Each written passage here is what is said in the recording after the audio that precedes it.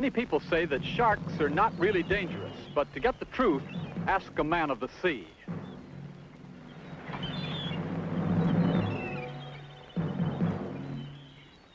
I'm a commercial fisherman and a diver. On July 14th, 1954, I was in the water in the Catalina Channel. Two big blue sharks attacked me. Here are the scars. No one can tell me sharks aren't man-eaters. Thank you, Frank Donahue. Well, those were words of truth from a man who makes his living in the water. Sharks have always been a dangerous threat to man, so when men go out of their way to help sharks, it makes an interesting story. Now, Robert Eastman of Atlanta, Georgia thought so, and that's why he sent this request. He says, sharks are nomads of the sea. They swim constantly from the day they're born till the day they die. They range over hundreds of miles of ocean in a constant search for food.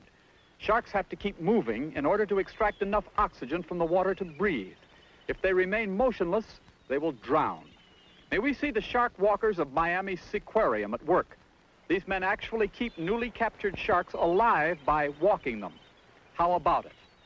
Well, Robert Eastman, you're absolutely correct. These shark walkers keep big man-eaters alive by keeping them moving. So let's go across the country from the Pacific Ocean to the Atlantic. You asked for it.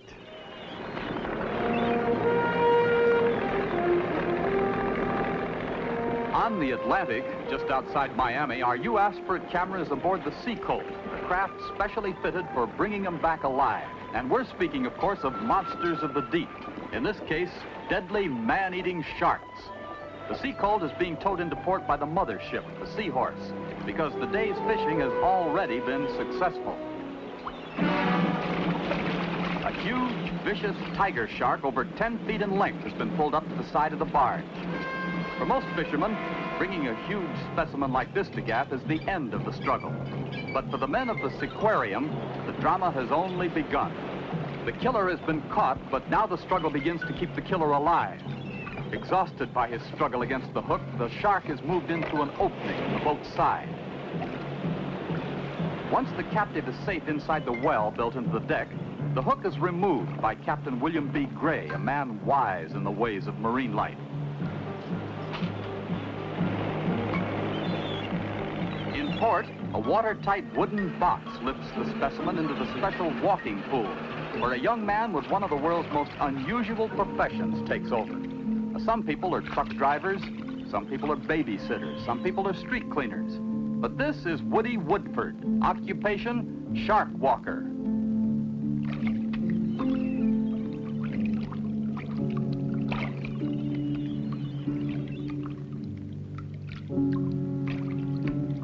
It's little wonder that people come from miles around to watch Woodford at his strange profession. And even though it seems simple enough, everyone is aware that the trick is to know when the shark has regained his strength. Because even in captivity, he's still a killer by instinct.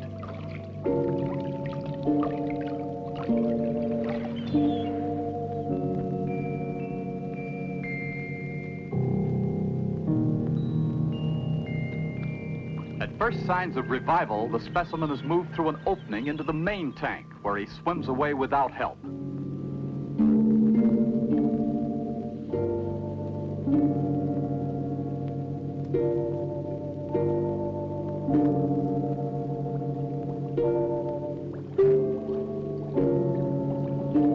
And why doesn't the killer attack these porpoises and other denizens of the deep he'll now share a home with?